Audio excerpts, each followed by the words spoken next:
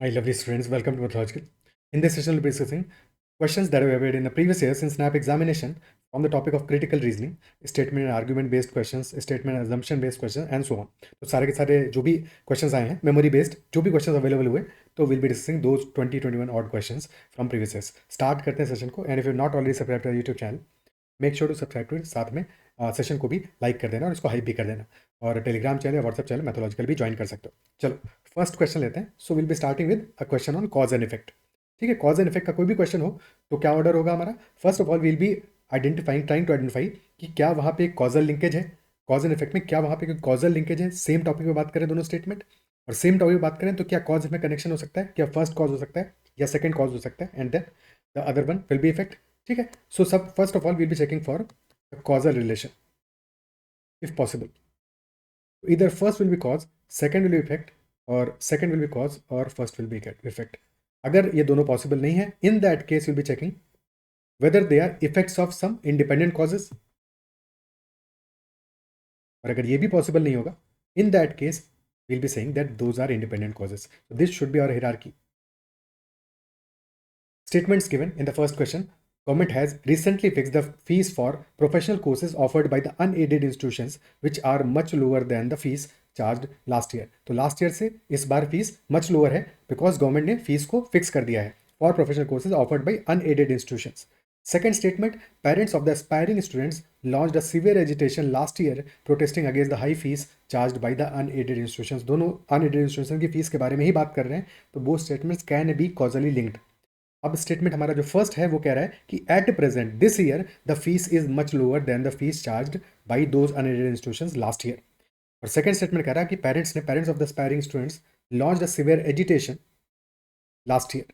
Last year they launched agitation protesting against the high fees charge by the unaided institutions. तो high fees थी, इस बार fees कम है बिकॉज गवर्नमेंट ने फीस पे सीलिंग फिक्स कर दिया है। तो definitely second must be the cause for first to happen. पहले एजिटेशन किया पेरेंट्स ने और उसके बाद में गवर्नमेंट ने फीस को फिक्स कर दिया। तो second is the cause, first is the effect. Option B is the clear answer. ठीक है, अगर पॉसिबल कनेक्शन दिखता है कि यहाँ पे हो सकता है तो definitely second will be cause और first will be effect. Timeline भी इंपॉर्टेंट है कि लास्ट ईयर एजिटेशन किया था, इस बार फीस कम है। अगर इसका ऑपोजिट होता तो फिर डेफिनेटली नहीं होता। अगर इस बार एजिटेशन कर रहे हैं और पिछली बार फीस कम था, अब फीस बढ़ गया है, तो फिर यहाँ पे कॉज इफेक्ट रिलेशनशिप नहीं होता है, क्योंकि हमेशा कॉज इफेक्ट में टाइमलाइन भी इंपॉर्टेंट है कि पहले कॉज होना चाहिए बाद में इफेक्ट होना चाहिए। ऐसा थोड़ी हो सकता है कि पहले इफेक्ट हुआ बाद में कॉज हुआ। Okay, second question.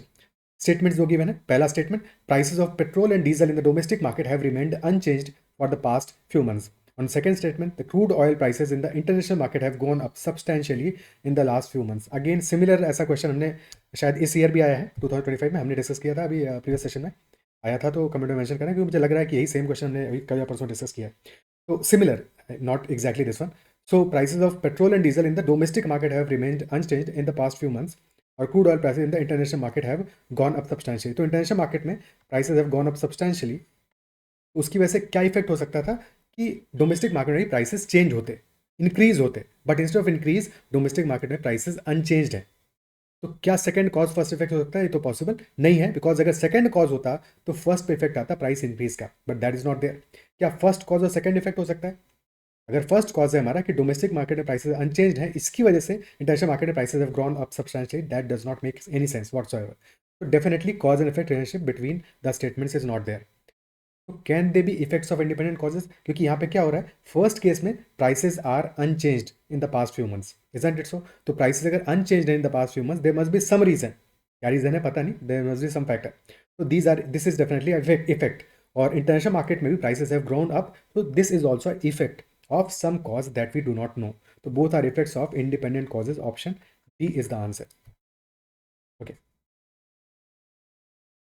Next question. जैसा ऑलरेडी मैंने डिस्कस किया था कि लास्ट ऑप्शन होगा हमारा कि जब ये इफेक्ट भी नहीं होंगे तब हम इंडिपेंडेंट कॉज को सेलेक्ट करेंगे। हमेशा हिरार्की ध्यान रखना, अदरवाइज गलती होगा। ठीक है, कि तुम हिरार्की ध्यान रखे बिना क्वेश्चन को वैसे ही सॉल्व करने की कोशिश करो कि डायरेक्टली सारे ऑप्शन को एक साथ में देखोगे तो गलती कर सकते हो कहीं पर, कि मे भी तुम इंडिपेंडेंट कॉज मार्क कर दो, मे भी कुछ और सोच लो। तो हमेशा हिरार्की ध्यान रखना है कि पहले कॉजल लिंकेज देखना है। अगर कॉजल लिंकेज है तो इधर first is cause second is effect, या फिर अपोजिट होगा। अगर कॉजल लिंकेज के बाद भी ये कनेक्शन बन नहीं पा रहा है तो यानी कि दोनों ही नहीं है। In that case they might be effect of independent cause. अगर वो भी पॉसिबल नहीं है तब only and only then independent causes should be the answer. Next one, severe drought is reported to have set in several parts of the country. अब now will be doing questions on courses of action. ठीक है, course of action वाले questions को करेंगे. तो पहला statement हमारा कह रहा है, स्टेटमेंट कह रहा है severe drought is reported to have set in several parts of the country. तो what should be the right appropriate course of action in that case. Course of action कौन सा होगा? वो होगा जो कि लॉजिकल हो. ठीक है, प्रॉब्लम जो हमारी है उसको सॉल्व करता हो. ठीक है, लॉजिकल हो, प्रॉब्लम को सॉल्व करता हो, एक नई प्रॉब्लम को ना क्रिएट कर रहा हो.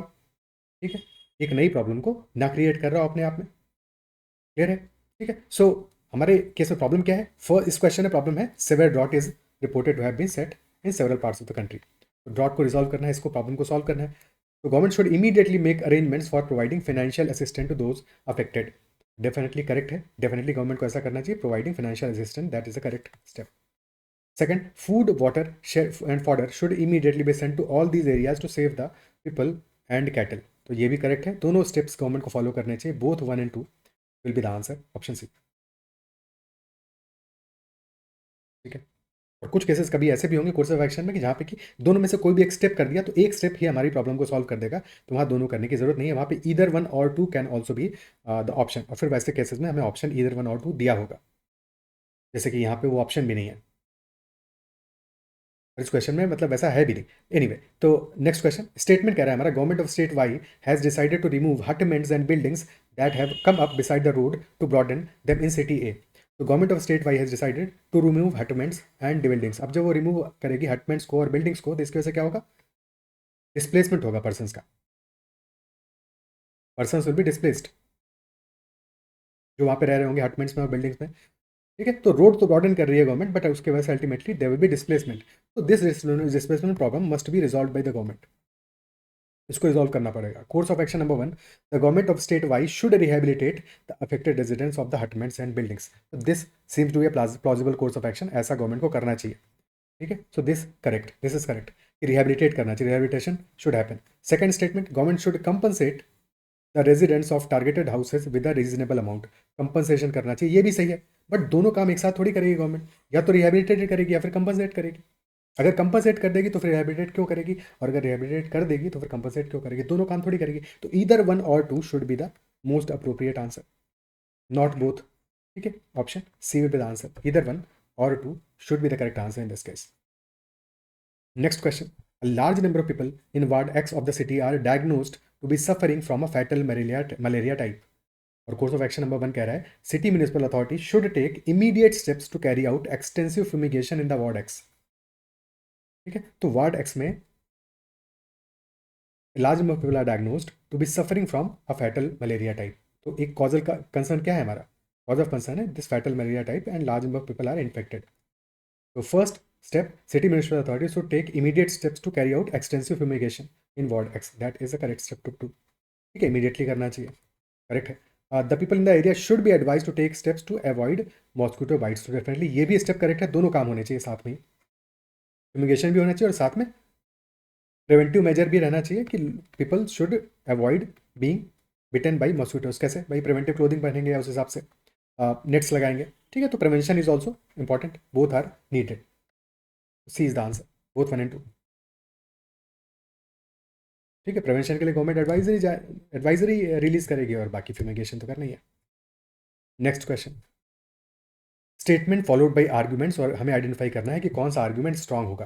कभी भी स्टेटमेंट आर्ग्यूमेंट के क्वेश्चन में, क्योंकि यहाँ पे भी एक लॉजिक हमें लगाना पड़ेगा. वैसे ही पढ़ के तो आंसर नहीं कर पाओगे कौन सा आर्ग्यूमेंट स्ट्रांग है कौन सा वीक है. पढ़ने में कौन सा अच्छा लग रहा है सिर्फ इतना इंपॉर्टेंट नहीं है. जो आर्ग्यूमेंट तुम पढ़ रहे हो क्या वो लॉजिकली साउंड है और क्या उसके पीछे एक वैलिड रीजनिंग है. ठीक है, क्या कोई एविडेंस बेस्ड है. ठीक है, तो ये सब चीज़ें इंपॉर्टेंट है. आर्ग्यूमेंट फेवर में भी हो सकता है, अगेंस्ट भी हो सकता है. इससे प्रॉब्लम नहीं है कि आर्ग्यूमेंट फेवर में है या अगेंस्ट में है. आर्ग्यूमेंट स्ट्रॉन्ग है या वीक है ये इस बात पे डिपेंड करेगा कि whether that argument has been supported by evidence and reasoning as well. अगर एविडेंस और रीजनिंग के साथ सपोर्ट किया गया है, अगर स्टेटमेंट के बारे में बात कर रहा है, इररिलेवेंट नहीं है. अगर इररिलेवेंट है और स्ट्रॉन्ग है तो मतलब नहीं, तो फिर स्ट्रॉन्ग नहीं हुआ अल्टीमेटली. इररिलेवेंट है, लॉजिकली सपोर्टेड भी है, तब भी वो that will not be a strong argument for the statement given.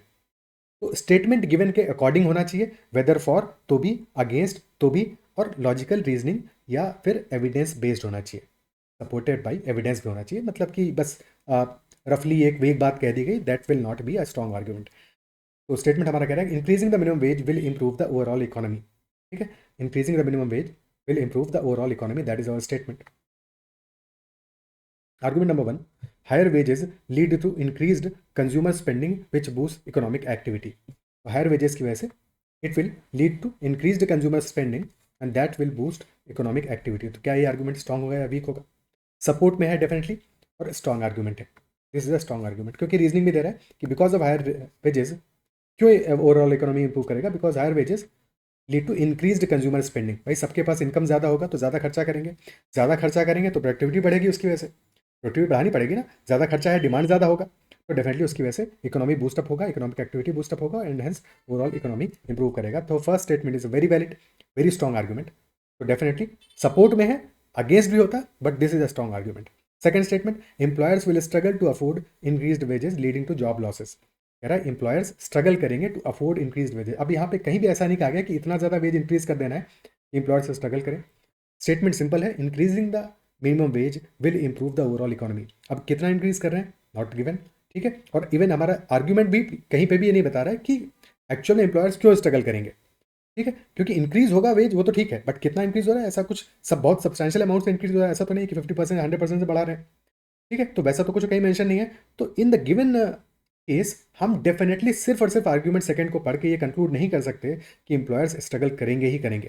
तो we can not say for sure for this statement, so this is lacking any evidence as such, ठीक है, not necessarily strong argument. Argument है but this is a weak argument, against में है, weak argument है। Third one, government should focus on other economic policies rather than raising the minimum wage. तो कहीं पे भी बात ही नहीं करेगा, दूसरे चीज़ों पे ध्यान दो, इररिलेवेंट है, neither strong nor weak, irrelevant argument है। Only statement number 1 is a strong argument. Okay, ठीक है, फॉर हो तो भी चलेगा, अगेंस्ट हो तो भी चलेगा, बट कम से कम स्टेटमेंट के बारे में बात करें। अगर इधर उधर की कोई स्टेटमेंट बात कर रहा है, आर्गूमेंट बात कर रहा है, तो that argument will be neither weak nor strong, क्योंकि बात काम का ही नहीं है, मतलब वीक ही होगा। ये कहोगे कि अगर वीक चूज करना हो कहीं पे तो that will be weak argument, क्योंकि चूज करने पे दो ही ऑप्शन होंगे, या तो वीक होगा या स्ट्रॉन्ग होगा, तो definitely that will be weak argument. Next question, statement कह रहा है people should avoid breathing vehicular pollution for more than 5 hours a day, ठीक है, should avoid breathing vehicular pollution for more than 5 hours a day। Argument number one, yes, studies have shown that breathing in vehicular pollution reaches dangerous levels when the exposure is more than 5 hours a day। ठीक है, तो favour में है, yes, studies have shown that breathing in vehicular pollution reaches dangerous levels where the exposure is more than 5 hours a day। So this is a strong argument, ठीक है, क्योंकि ultimately breathing studies have shown supported by evidence that vehicular pollution reaches dangerous levels, ठीक है, strong argument है।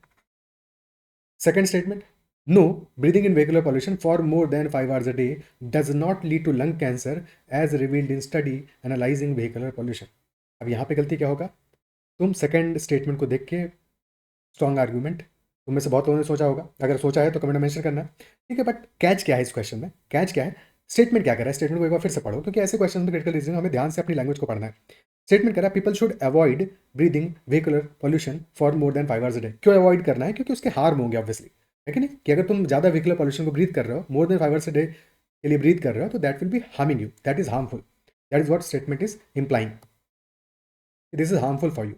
और क्या statement to कह रहा है कि हार्मफुल नहीं होगा, स्टेटमेंट टू कह रहा है no, breathing in vehicular pollution for more than 5 hours a day does not lead to lung cancer as revealed in the study analysing vehicular pollution. तो लंग कैंसर को लीड नहीं करता है, चलो मान लिया, बट क्या हार्म नहीं करता है,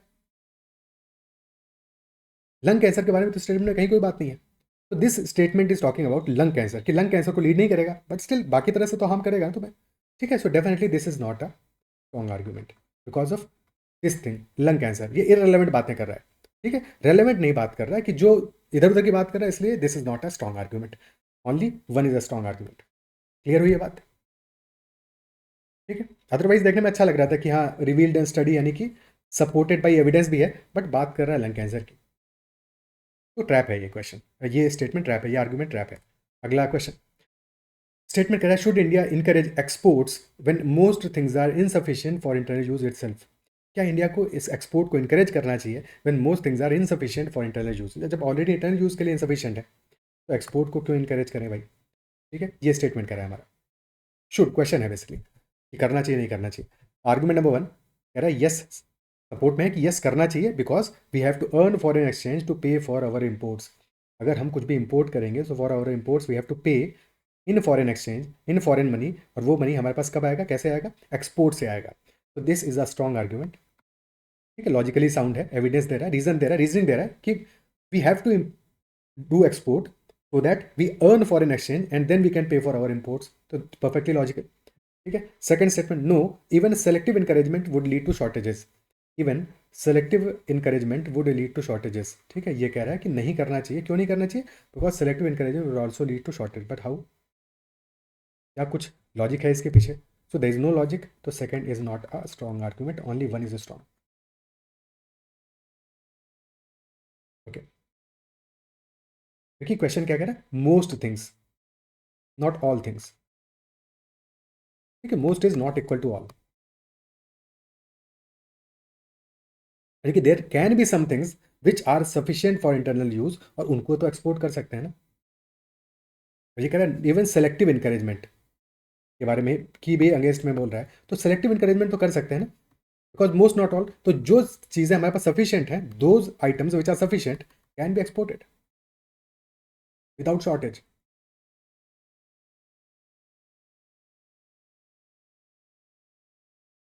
okay,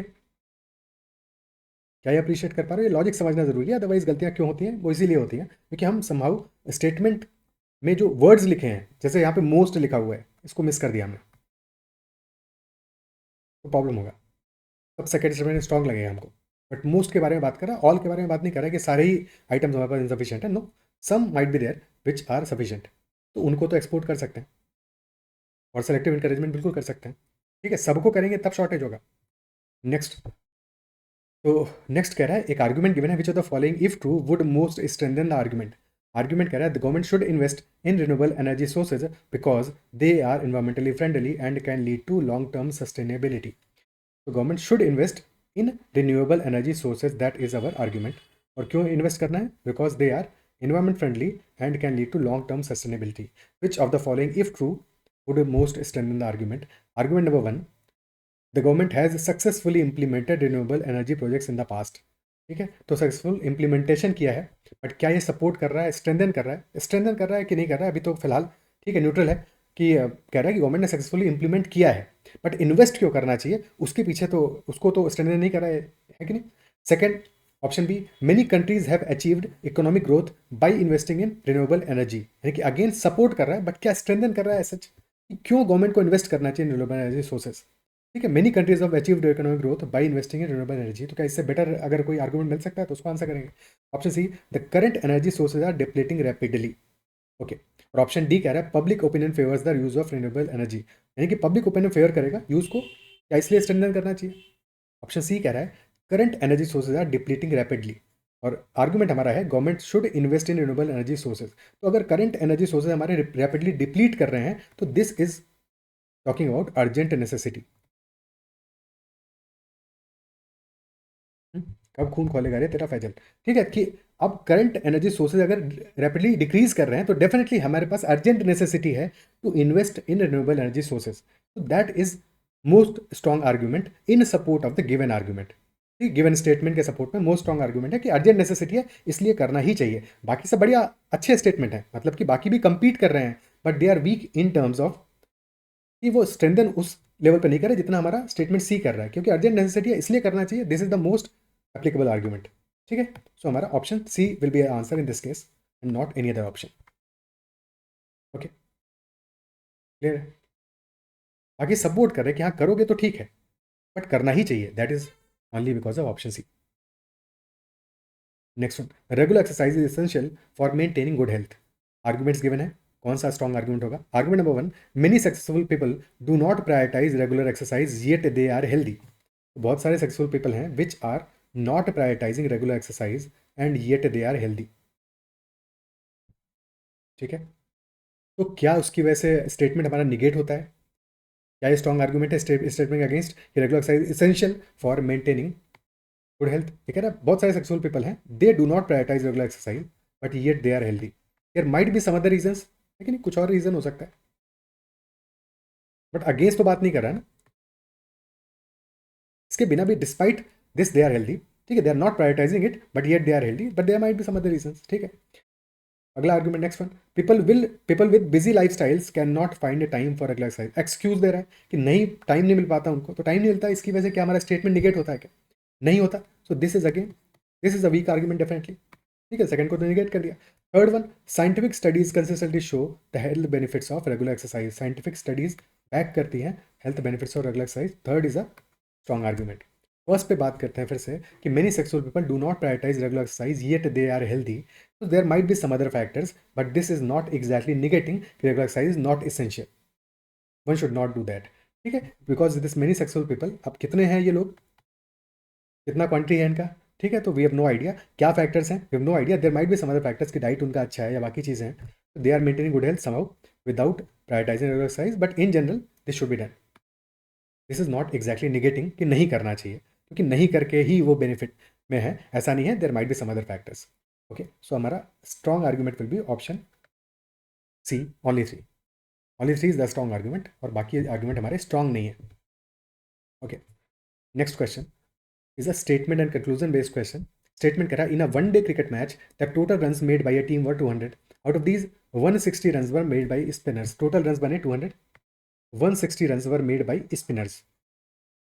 Conclusion number one, 80% of team consists of spinners. तो 80% रन बने हैं का ये मतलब नहीं 80% टीम स्पिनर्स की होगी, definitely incorrect conclusion.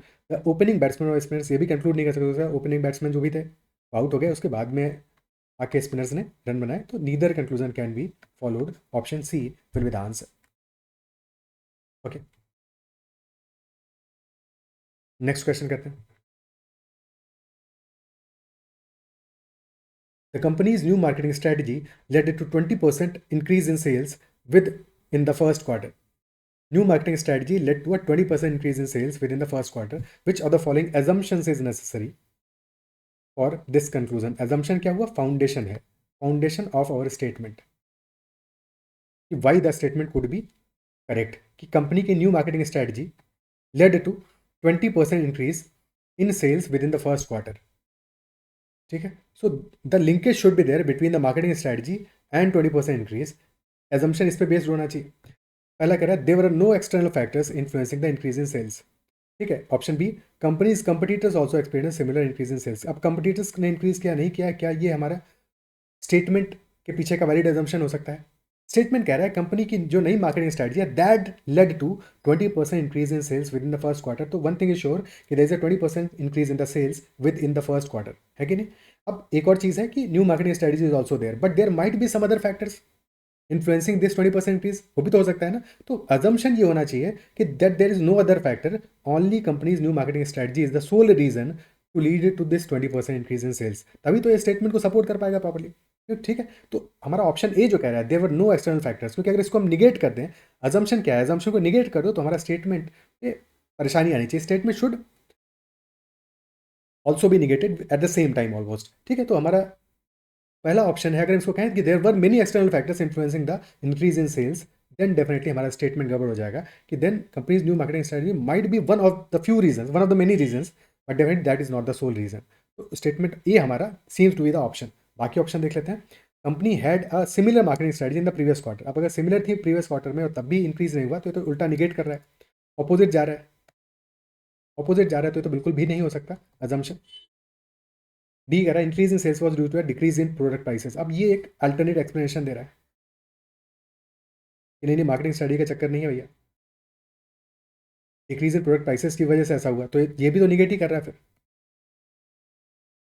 Definitely option A will be the answer, that should be the implicit assumption that yes there were no external factors and hence marketing strategy is the reason.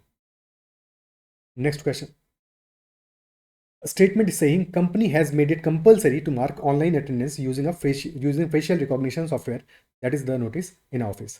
ये company ने compulsory कर दिया to mark online attendance using facial recognition software. Assumption number one, notice will be read. तो अगर notice पढ़ा ही नहीं जाएगा तो फिर पॉइंट क्या है नोटिस को लगाने का? तो definitely this is a valid assumption, implicit है, होना चाहिए ऐसा, क्योंकि नोटिस कोई पढ़ेगा ही नहीं तो फिर लगाने का मतलब क्या है? लगाया जा रहा है, दैट इंप्लाइज कि दे आर एज्यूमिंग नोटिस को पढ़ेंगे लोग। Second, online attendance will benefit the company. अगर बेनिफिट नहीं करेगी ऑनलाइन अटेंडेंस तो फिर पॉइंट क्या ऑनलाइन अटेंडेंस मैंडेटरी करने का? तो definitely there is a assumption that online attendance will be benefiting the company, तो second is also implicit. First and second both are implicit, option D is the answer. Next question. Statement is saying you are hereby appointed as a programmer with a probation period of 1 year and your performance will be reviewed at the end of the period for confirmation. That is a line in an appointment letter. Appointed as a programmer with a probation period of 1 year and your performance will be reviewed at the end of the probation. Assumption number 1, the performance of an individual generally is not known at the time of appointment offer. Negate करते हैं इसको. अगर हम negate कर दें कि performance of an individual generally is known at the prime of appointment offer, तो अगर ऑलरेडी हमें पता है कि परफॉर्मेंस कैसा होगा, तब फिर प्रोबेशन पीरियड का जरूरत क्या है? कोई जरूरत नहीं है फिर. Isn't it so? So if we had already an idea of the performance of a person, then there was no need of probation. So definitely we have no idea of the performance exactly, precisely कि कैसे वो work करेगा. तो definitely for that reason there is a probation period. So this assumption is implicit that we do not know. I mean, company does not know the performance of an individual at the time of appointment. Second statement, generally an individual tries to prove his worth in the probation period. Generally an individual tries to prove his worth in the probation period. इसको भी negate करते हैं कि generally an individual does not try to prove his worth in the probation period. तो अगर prove करने की कोशिश ही नहीं करता है, if he does not make an effort to prove his worth, even then there is no point of probation period. So yes, this is also implicit. Both are implicit and answer option D हो जाएगा. Both are implicit. Performance पता भी नहीं होती और साथ में an individual tries to prove his worth during the probation period. So both are implicit assumptions. Next question. Some have suggested a correlation. Question क्या कह रहा है? Which of the following assumptions is made by the author of the argument? Okay. बढ़िया question है. Some have suggested a correlation between not wearing polished shoes and being lethargic. तो suggested a correlation between not wearing polished shoes and being lethargic. ठीक है, तो एक correlation है किसके बीच में? Not wearing polish shoes and being lethargic. That those who don't polish their shoes are generally more lethargic than those who do. This however is not the case. I work at the employment exchange and the majority of the applicants have polished shoes. The author is saying that some have suggested a correlation between, the correlation is between not wearing polished shoes, not wearing polish in short, or lethargy. So these two are correlated by many people कि lethargy and not wearing polished shoes are connected, and that those who don't polish their shoes are generally more lethargic than those who do. और this however is not the case. Author कह रहा है ये case नहीं है. क्यों नहीं है? Because I work at the employment exchange. Employment exchange में कौन आता है? Those who are unemployed and the majority of the applicants have polish shoes. देखिए those who are unemployed have their shoes polished. Okay, और correlation है between these two. Author कह रहा है ये कोरिलेशन नहीं है. Which of the following assumption is made by the author of the argument? Option A, lethargy and polished shoes are learned behaviors.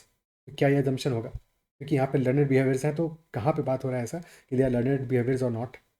ठीक है, they are learned behaviors. तो क्या यहाँ पे स्टेटमेंट हमारे इस बारे में बात कर रहा है? Option B, people with polish shoes are never unemployed.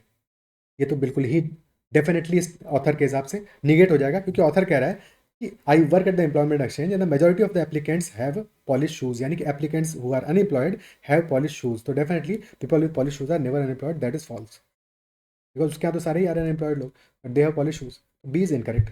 That can not be assumption. C, lethargy has its origin in an individuals family background. Irrelevant है पूरी तरह से, बिकॉज फैमिली बैकग्राउंड की कहीं पर भी कोई भी बात नहीं हुई है. That is also incorrect. Option D, people who apply for employment at the employment exchange are lethargic.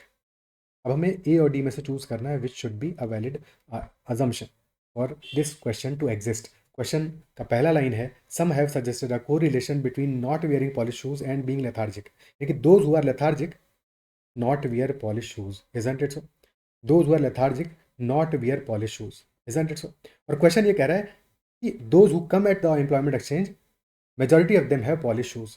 तो those are unemployed but they have polish shoes. ये हमारे ओरिजिनल स्टेटमेंट को कब निगेट करेगा? When those who are coming at the employment exchange are lethargic.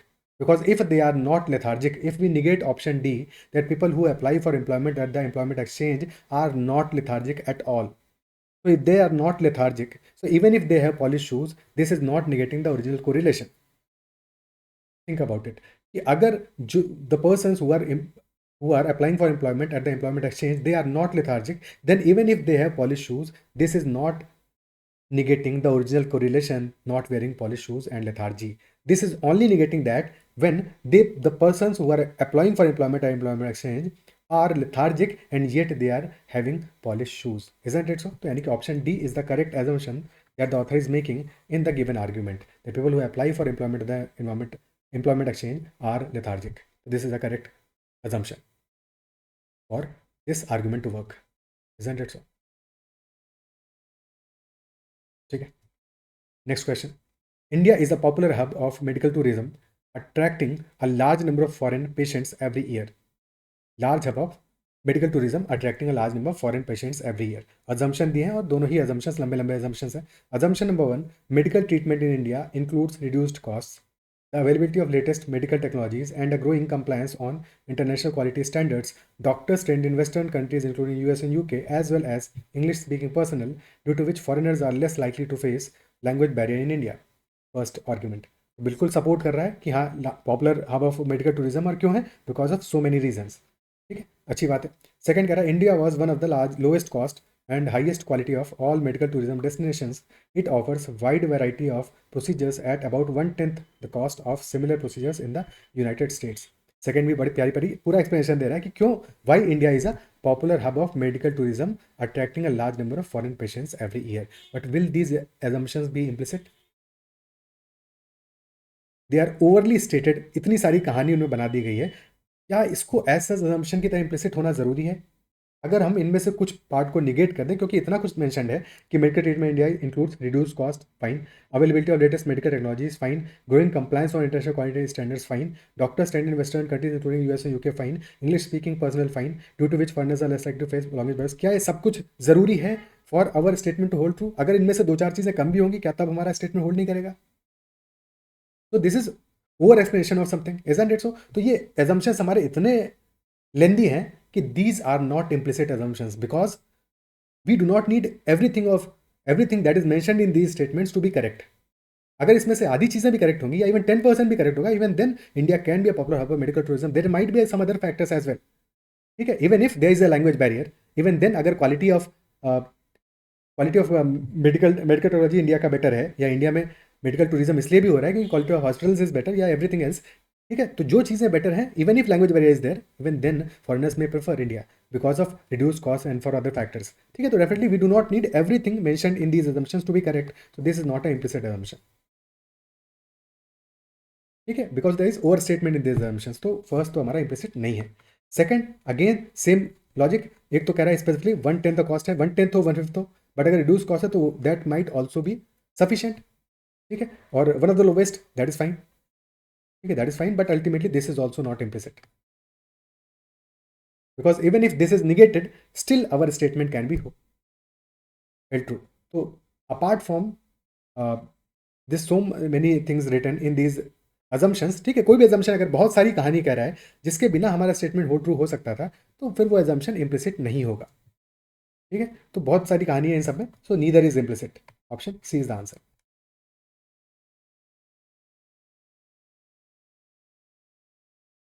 भाई अगर कोई author ये लिखेगा स्टेटमेंट, तो he might have in mind कि India is a popular hub of medical tourism just because of reduced cost, or just because of better hospitals, or just because of better healthcare facilities whatsoever. तो even 1-2 reasons might be sufficient. जरूरी नहीं है कि सब कुछ सही होगा तभी ऐसा होगा, ऐसा जरूरी नहीं है. So these are not implicit assumptions. Next one, the catastrophic impact of monsoon rainfall on several districts of Kerala has come as a grim reminder that the vigil against unpredictable natural disasters must never be relaxed. More than 3 dozen people have died, and an estimated rupees 8316 crore worth of economic assets have been lost in the seasonal rain, particularly over the past week. क्या बात कर रहा है कि catastrophic impact of monsoon rainfall on several districts of Kerala. And this is saying that this is a reminder that vigil against unpredictable natural disaster must never be relaxed. Assumption number 1, crucial support has come from the armed forces as well to normalize the situation. कहाँ पे बात हो रही है armed forces की, कहाँ पे बात हो रही है सिचुएशन को नॉर्मलाइज करने के बारे में बात हो रही है. बात तो यहाँ पे हो रहा है कि vigil against natural disasters should not be relaxed. Irrelevant, तो वोंट बी assumption. implicit बिल्कुल भी नहीं है. Second, all states naturally look to Kerala with its record of social development for evolving best practices to handle such natural disaster. कहाँ पे बाकी states की बात हो रही है कि नहीं? कहाँ पे बाकी स्टेट्स की बात हो रही है? तो बिल्कुल भी बात नहीं हो रही है. ये भी रिलेवेंट है. दोनों ही assumptions हमारे irrelevant हैं, and hence neither is implicit. Next one. Over the past decade, average temperature in city X has increased by 2 degrees Celsius. Which of the following can be reasonably inferred from the statement?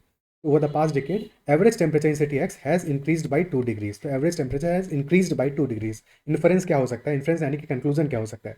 City X is experiencing a colder climate. Increase हुआ है temperature में, definitely incorrect है. Temperature in city X has remained constant. Increase हुआ है, incorrect है. City X is facing a significant temperature rise. Correct है. Temperature in city X has decreased. Against incorrect. Again incorrect है. बिल्कुल simple question था ये तो. Option C is the correct answer. Next question assertion reason based question है. ठीक है, यहाँ पे क्या क्या ऑप्शन होंगे हमारे पास. First of all we have to identify whether the statements given are correct. Assumption वाला स्टेटमेंट, रीजन वाला स्टेटमेंट, दोनों में से कौन कौन से स्टेटमेंट है जो कि करेक्ट है. If they are correct then whether assertion is a correct reason. Correct assertion given है और एक रीजन गिवन है. Whether reason is the correct reason behind the assertion और नॉट. ठीक है, तो पहले तो दोनों करेक्ट है कि नहीं है ये आइडेंटिफाई करना है. फिर अगर करेक्ट है, is reason the proper reason behind the assertion और नॉट, फिर हमें ये आइडेंटिफाई करना है. पोजेशन कह रहा है copper is used to make electric wires. ठीक है, इलेक्ट्रिक वायर्स नहीं, इलेक्ट्रिक वायर्स होगा, electric wires. And copper has very low electric resistance. तो both are correct. Copper is used to make electric wires and copper also has very low electric resistance. ठीक है, अब ये पता होना चाहिए था बहरहाल इस क्वेश्चन के लिए. Anyway, so both are correct statements. तो ऑप्शन ए अभी तो करेक्ट नहीं है फिर, क्योंकि बोथ आर करेक्ट. या बी इज़ करेक्ट. अब हालांकि बी नहीं, यहाँ आर लिखा होना चाहिए था. ये रीज़न है, आर नहीं है, बी नहीं है. ठीक है, सो रीज़न है. तो क्या is reason valid? Is reason correct for assertion? तो definitely copper is use to make electric wires because copper has a very low electric resistance. तो definitely that is a correct reason as well. तो both are true and R is the correct explanation of A. Option D answer होगा, क्योंकि copper has very low electric resistance, that is why electric flow में यानी कि current में this will be helping and hence copper is used to make electric wires. So this is the correct statement. Option D will be the answer. Okay, correct reasoning behind assertion. So yes, option D answer हो जाएगा. Next one. Farmers of state D who traditionally cultivate crop M bore considerable losses owing to deficiency of nutrient Z. Nutrient Z का deficiency की वजह से they have bore considerable losses and which is vital for adequate growth of crop M. However, this year the farmers registered at 40% growth in production. Question कह रहा है which of the given statements may be a reason for given situation? Which can be a reason for given situation? Statement number 1. The farmers of state D have started producing crop Y only which does not require nutrient Z. तो deficiency किसका था? nutrient Z का था. तो अगर उन्होंने कोई और नई crop चालू कर दी which does not need nutrient Z, तो definitely that can help in increase in production. तो this could be a plausible explanation. Possible explanation, क्योंकि हमें चाहिए may be a reason. हो सकता है, बिल्कुल पॉसिबल है. This is possible. Statement 1 is possible. Statement 2. Since the past 2 years the farmers of state D have been adding a fertiliser to the soil which contains nutrient Z. तो उन्होंने क्या किया? They are adding a fertiliser which helps in recovering the deficiency of nutrient Z. तो yes, this can also be a possible explanation. Support कर रहा है हमारे statement को. Third one, nutrition this year the nutrition this year was 200% more than the previous year in state D. ये थोड़ा सा statement गड़बड़ दिखा हुआ. Nutrition this year was 200% more than the previous in state D.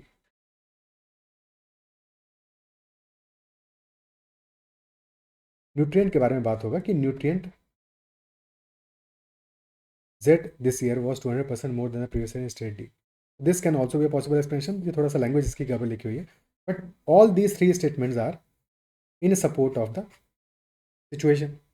ठीक है, कि एंड में ग्रोथ क्यों हुआ? Because nutrient Z was 200% more this year as compare to previous years. That is why there is a 40% growth in production. तो definitely any of these 3 can be a valid support in terms of situation. तो yes, all 1, 2 and 3 are correct reasons. ठीक है, इनमें से कोई भी reason हो सकता है. So both all 3 are qualified to be a correct reason. Okay, next question. There is an increasing trend of teenage substance abuse in a community. Increasing trend of teenage substance abuse. और course of action इस पर पूछा गया कि क्या what should be right course of action among given options.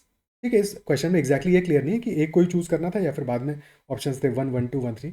So that might be the case. Anyway, अगर हमें इन 4 में से कोई एक चूज करना है तो पहले वो चॉइस बनाते हैं अपनी. तो फर्स्ट कह रहा है, ऑप्शन ए कह रहा है implement structure laws and penalties for the possession of substances by teenagers. There is increasing trend of teenage substance abuse.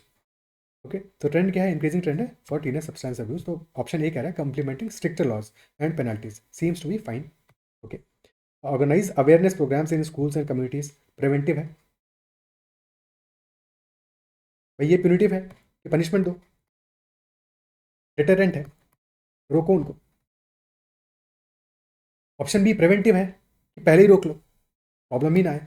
Option C conduct random drug test for all teenagers in the community, ये थोड़ा सा extreme हो गया कि सब teenagers के लिए conduct random drug test, ठीक है। तो C definitely is not the right course of action. D establish rehabilitation centres specially for teenagers involve in substance abuse, तो rehabilitation of those involve, this is also correct. But अगर एक appropriate choose करना है तो विच should be, otherwise तो A B and D all are correct steps, correct courses of action. But अगर एक ही चूज करना है तो क्या होना चाहिए, increasing trend of teenage substance abuse community में है तो स्टार्ट में ही रोको उसको, लेकिन स्टार्ट में ही रोको। स्टार्ट में किसे रोकोगे, प्रिवेंशन से रोकोगे, तो prevention is the best medicine. Option B is the answer, that organise awareness programmes in the schools and communities to educate teenagers about the consequence of substance abuse. और अगर वो करेंगे ही नहीं तो फिर आगे समस्या बढ़ेगी ही नहीं। तो option B is the best option अगर हमें एक ही चूज करना है, otherwise A B and D all should be implemented, all should be appropriately implemented, यानी कि ए बी एंड डी सबको चूज करोगे अपार्ट फ्रॉम सी, सी को चूज नहीं करना है। और अगर एक ही चूज करना है तो B should be the best course of action in this case. Okay, so I believe this is the last question in this session. Yes, इतने ही क्वेश्चन हैं। सो आई बिलीव जो भी हमने डिस्कस किया वो समझ में आएगा। और this is all for this session, and if you have exam tomorrow, best of luck for your exams, for snap exam. अपना बेस्ट करके आना, और इतना ही रखते हैं सेशन है। Bye, take care, keep running, and best of luck.